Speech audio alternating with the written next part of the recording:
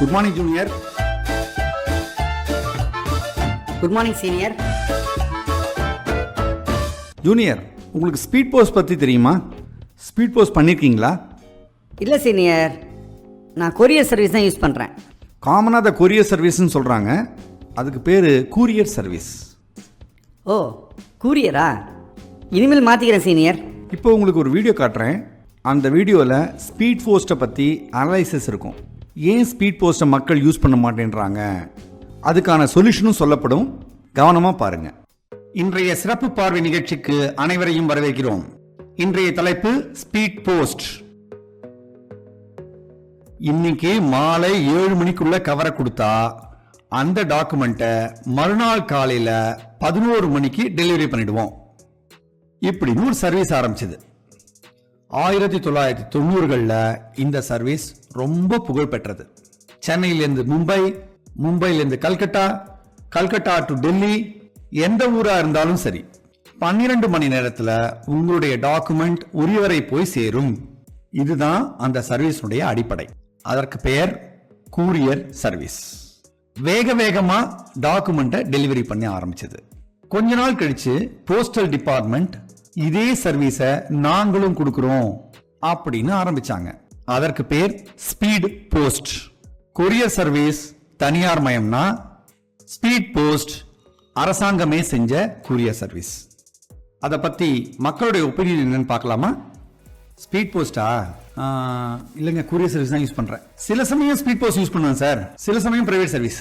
நான் speed post தான்ப்பா, அதான் சீப்பு. ஸ்பீட் போஸ்ட் சீப்பு தான், சர்வீஸும் நல்லா இருக்கு. ஆனால் புக்கிங் டைம் தான் ரொம்ப நேரம் ஆகும் சார். புக்கிங் தான் sir problem.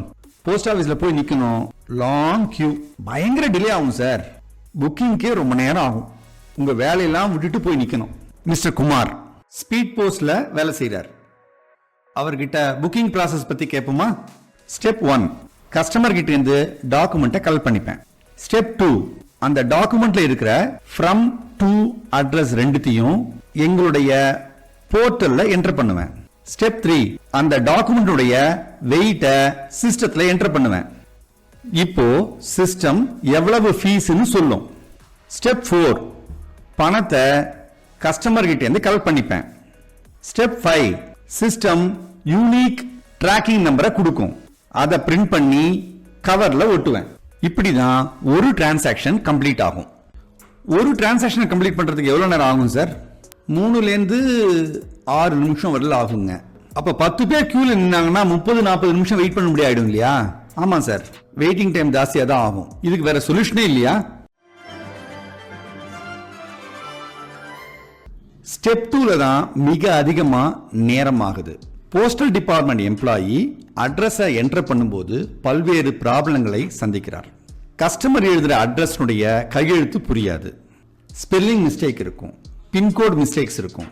From address to address ரெண்டுத்தையும் அவரு கீபோர்ட்ல என்டர் பண்ணணும். கஸ்டமரே தங்களுடைய ஃப்ரம் அட்ரஸ் டு அட்ரஸ் இதை என்டர் பண்ற ஃபெசிலிட்டியை உருவாக்கலாம். போஸ்டல் டிபார்ட்மெண்ட் என்டையர் நெட்வொர்க்கும் கம்ப்யூட்டரைஸ்டா தான் இருக்கு. கஸ்டமர்ஸ் அவங்களே தங்களுடைய ஃப்ரம் அட்ரஸையும் டு அட்ரஸையும் என்ட்ரி பண்ண பிறகு அந்த போர்ட்டல் யூனிக் நம்பரை கொடுக்கும். கஸ்டமர்ஸ் தங்களுடைய மொபைல் மூலமாவே அதை என்டர் பண்ணிக்கலாம். போஸ்டல் டிபார்ட்மெண்ட் எம்ப்ளாயி இந்த யூனிக் நம்பரை என்டர் பண்ணா போதும், ஆட்டோமேட்டிக்கா ஃப்ரம் அட்ரஸும் டு அட்ரஸும் அவருக்கு கிடைச்சிடும். இது டைமை ரொம்ப சேவ் பண்ணிடும், கியூனுடைய லெங்த்தை குறைச்சிடும், ஸ்பீட் போஸ்ட் அட்ராக்டிவா ஆயிடும். என்ன ஜூனியர், வீடியோ பாத்தீங்களா? உங்களுக்கு பிடிச்சிருக்கா? பிடிச்சிருக்கு சார், ஆனால் கொஞ்சம் குழப்பமாக இருக்குது. என்ன குழப்பம்? அந்த ஐடியா எப்படி ஒர்க் அவுட் ஆகுதுன்னு புரியல சார். அப்படியா? சரி, இந்த வீடியோவை பாருங்க. இந்த ஐடியாவை இம்ப்ளிமெண்ட் பண்ண பிறகு என்ன ஆகும் அப்படின்னு பாருங்க. உங்களுக்கு கிளியராக ஒரு ஐடியா கிடைக்கும். ஓகேவா? இவர் தான் post office customer, speed post பண்ண வராரு. தன்னுடைய மொபைல் எடுத்து போஸ்ட் ஆஃபீஸ் வெப்சைட்டுக்கு போகிறாரு. அங்கே ஸ்பீட் போஸ்ட் அப்படின்ற ஆப்ஷனை செலக்ட் பண்ணுறாரு. ஃப்ரம் அட்ரஸை என்டர் பண்ணுறாரு, டு அட்ரஸை என்டர் பண்ணுறாரு, கம்ப்ளீட் அப்படின்னு கொடுக்குறாரு. இப்போ ஒரு யூனிக் நம்பர் கிரியேட் ஆகும். போஸ்ட் ஆஃபீஸ் சிஸ்டம் அதை அவருடைய எஸ்எம்எஸ்க்கு அனுப்பிடும். மொபைலையும் தன்னுடைய கவரையும் எடுத்துக்கிட்டு போஸ்ட் ஆஃபீஸ்க்குள்ளே நுழையிறாரு. போஸ்டல் டிபார்ட்மெண்ட் பர்சன் கிட்ட இந்த கவரை கொடுக்குறாரு. தன்னுடைய யூனிக் நம்பரை சொல்கிறாரு. போஸ்டல் பர்சன் அந்த யூனிக் நம்பரை தன்னுடைய சிஸ்டத்தில் என்ட்ரி பண்ணுறாரு. இப்போ அந்த சிஸ்டத்தில் ஃப்ரம் அட்ரஸ் ட்ரூ அட்ரஸ் ரெண்டும் ஃபில்லப் ஆகிடும். ஏற்கனவே அவர் கஸ்டமர் என்ட்ரி பண்ணியிருக்கார் இல்லையா, அது இங்கே வந்துடும். போஸ்டல் பர்சன் ஃபீஸை கலெக்ட் பண்ணிக்கிட்டு கஸ்டமரை அனுப்புகிறாரு.